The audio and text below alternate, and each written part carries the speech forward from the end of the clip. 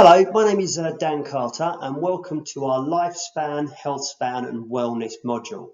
The whole point of this is to try and share some of the information that I've learnt about this topic, about wellness, in a hope that we will be able to help people live a stronger and healthier life. Now, I think it's really important to say from the outset, this is all stuff that I have learnt. It's not my own work. I have simply edited it and repackaged it so that it's easier for people to use. So all credit to all the original authors of this work. So let us begin. So what's it all about? Well, we all live in a world where people are getting older.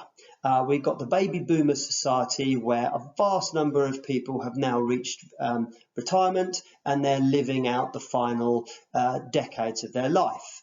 And modern medicine has helped us prolong life, or more appropriately, delay death, which is not quite the same thing. However, all of us have noticed that there's a rise in these horrible diseases that our elderly people are suffering from, these horrible degenerative diseases.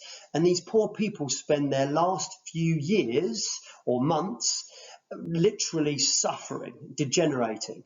We all know of people who have had to go into care homes and they've had huge expense to go to a care home simply because our system doesn't work. And they end up spending their last hours, last days, last years, more often than not, in pain and misery. Now, the problem is that the Western world does not have a healthcare system that is proactive. We are reactive. And so we've got to the point now where we're trying to react to illness so often that our healthcare systems simply can no longer cope under the demand. So we're at a point now where each of us needs to be re-educated as to what we can do to live longer and healthier. So let's have a look at the rise in disease here. Now, this is a basic slide and a basic graph showing how all of the major diseases have increased. So you've got heart disease, diabetes, Alzheimer's, dementia, brain wellness issues generally, obesity, which is a big one that's not shown on this graph, and obviously it's linked to a lot of the others here, kidney disease, depression, and of course stroke. And you know, these are all horrible things that to some degree can be avoided. So what if there was another way? So if you look at these pictures here, we can see this classic thing of what's wrong with our modern diets. We've got cookies, we've got donuts, we've got crisps, we've got chocolate, we've got burgers.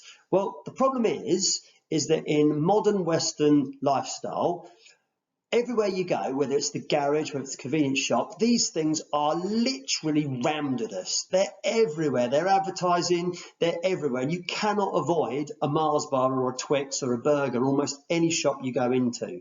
And the problem is that historically or genetically, we are programmed to crave sweet foods and fatty foods, which you'll learn more about in this module. And the problem with that is that we have no off switch. So we'll eat chocolate again and again and again and again, rather than just a treat.